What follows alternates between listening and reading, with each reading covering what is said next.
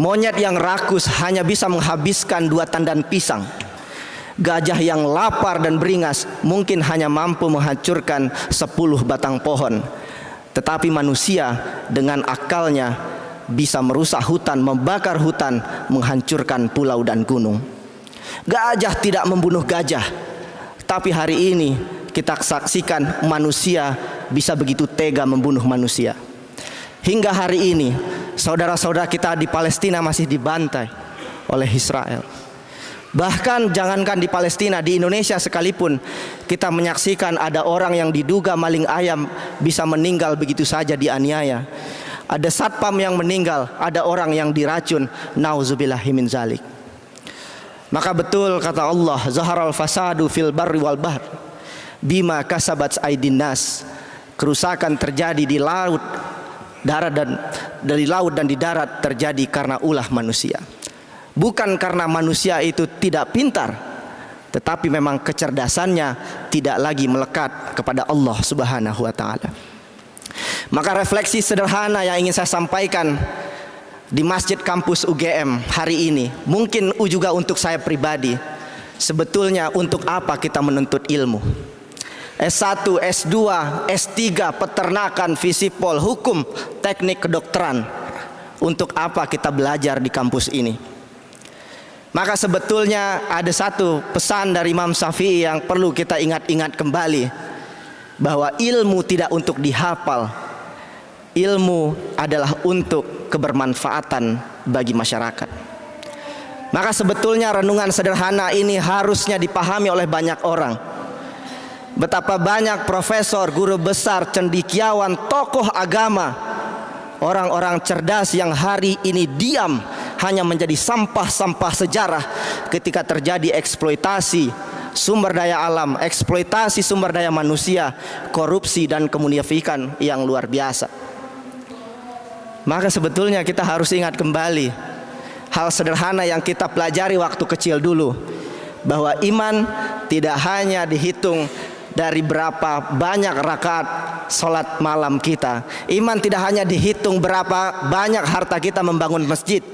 Iman tidak hanya dihitung berapa kali kita umroh dan haji, tetapi iman juga dihitung seberapa besar kita punya rasa dan tenggang untuk orang saudara-saudara di sekitar kita.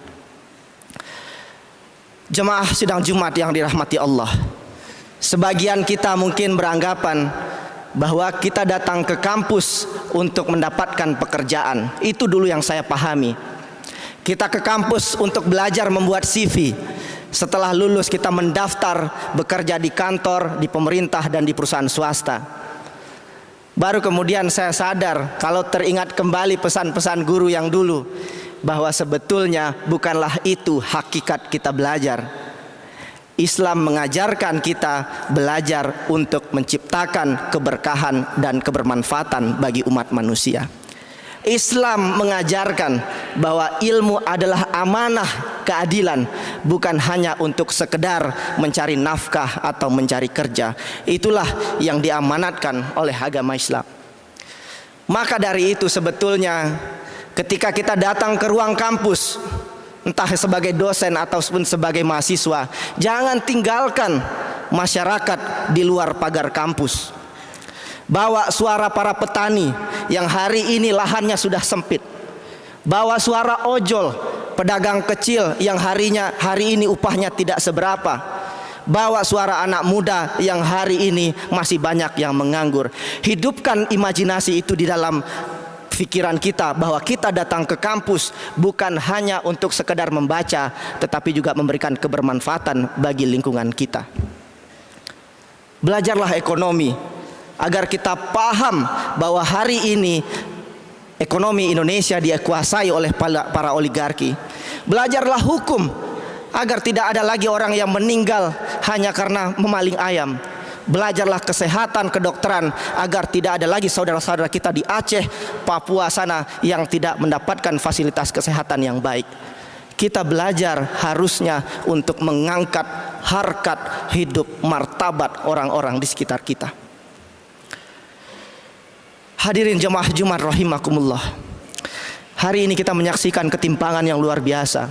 50 orang punya harta kekayaan setara 55 juta masyarakat Indonesia.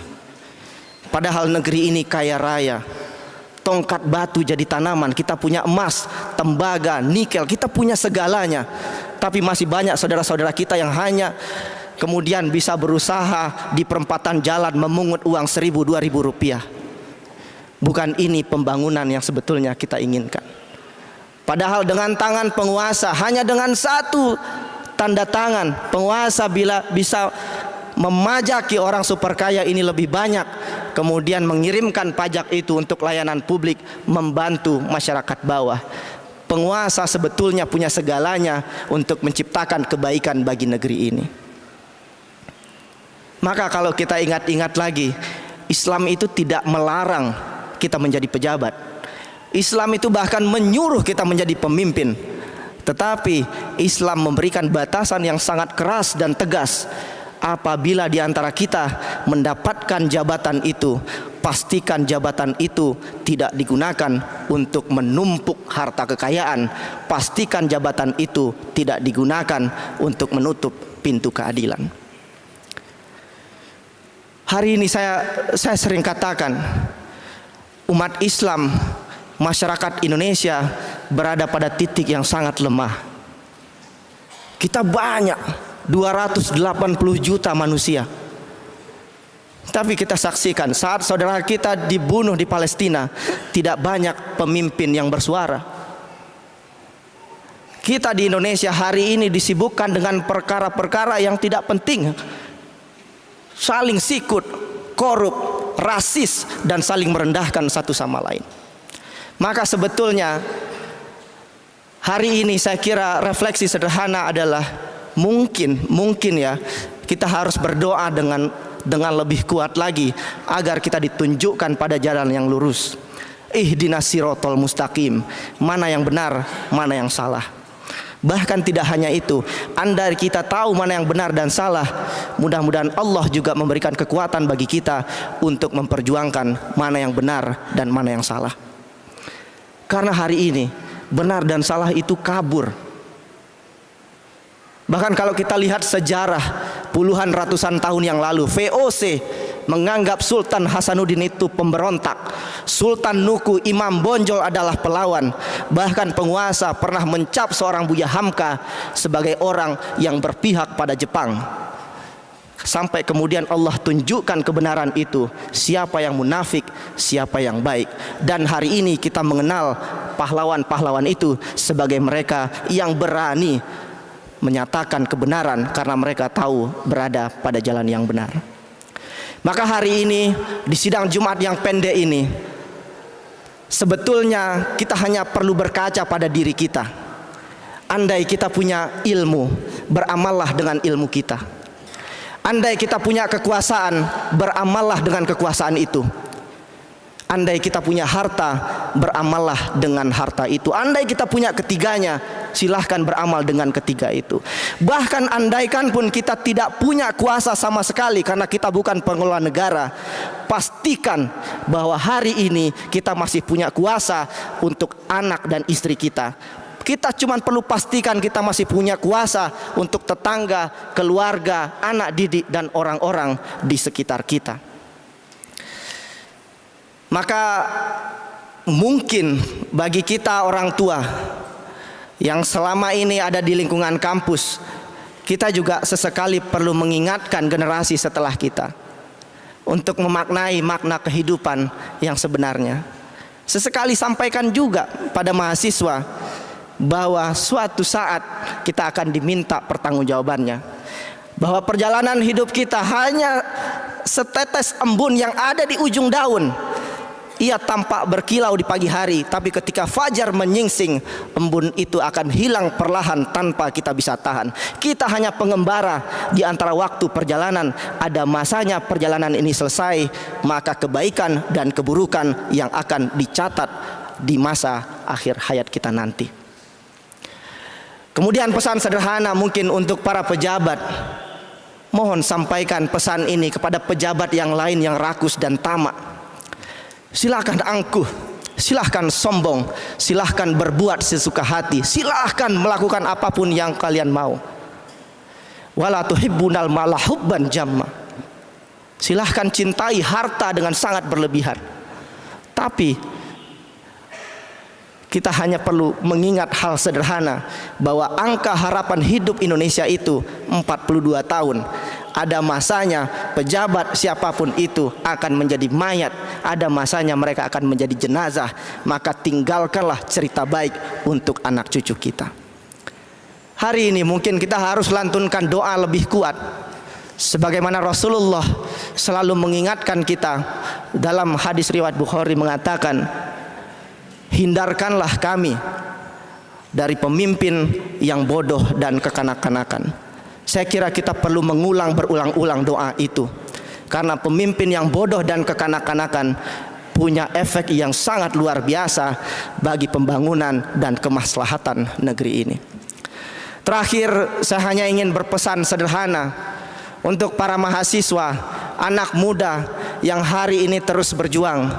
Mungkin sebagian kita masih pusing menghitung uang yang ada di dompet menjelang akhir bulan. Sebagian di antara teman-teman mungkin cemas dan khawatir kapan akan lulus. Sebagian mungkin menyimpan kesedihan tidak mampu membahagiakan orang tua.